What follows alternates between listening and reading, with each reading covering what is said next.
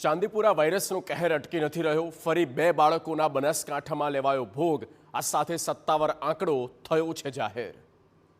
બનાસકાંઠાના અમીરગઢમાં ચાંદીપુરા વાયરસથી 2 બાળકોના મોત થયા, જેમાં એક દર્દી કાંકરેજ અને એક દર્દી અમીરગઢના વતની હતા। આ મોત બાદ આરોગ્ય વિભાગની ટીમે સર્વે હાથ ધર્યો। આ સાથે જિલ્લામાંથી જ્યાંથી શંકાસ્પદ કેસ સામે આવ્યા છે ત્યાં સર્વે અને દવાના છંટકાવની કામગીરી શરૂ કરાઈ છે।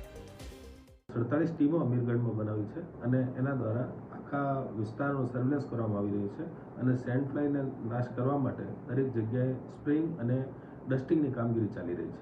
મહત્વપૂર્ણ છે કે રાજ્ય સરકારના સત્તાવાર આંકડા પ્રમાણે રાજ્યમાં અત્યાર સુધીમાં ચાંદીપુરાના 184 શંકાસ્પદ કેસ નોંધાયેલા છે, જેમાંથી 35 કેસ પોઝિટિવ હોવાનું સામે આવ્યું છે। અત્યાર સુધી ચાંદીપુરા અને શંકાસ્પદ ચાંદીપુરાથી રાજ્યમાં 22 દર્દીના અવસાન થયા છે।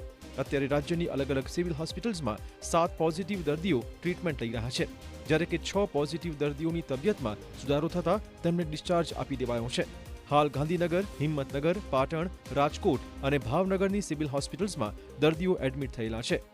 ચાંદીપુરા મોટાભાગના કાચા મકાનોમાં થતી સેન્ડ ફ્લાયથી ફેલાય છે। આરોગ્ય વિભાગ દ્વારા માટી કે કાચા મકાનોની તિરાડો પૂરવા માટે સલાહ આપી દેવાઈ છે। આ સાથે પશુપાલન ધરાવતા વિસ્તારોમાં જંતુનાશક દવાનો સઘન છંટકાવ કરાઈ રહ્યો છે। આ સાથે સલાહ આપવામાં આવી રહી છે કે જો બાળકોમાં તાવ, ઉલટી, ખેંચ કે અન્ય કોઈ પણ ગંભીર લક્ષણ જણાય તો સમય ગુમાવ્યા વગર નજીકની સરકારી હોસ્પિટલનો સંપર્ક કરવો।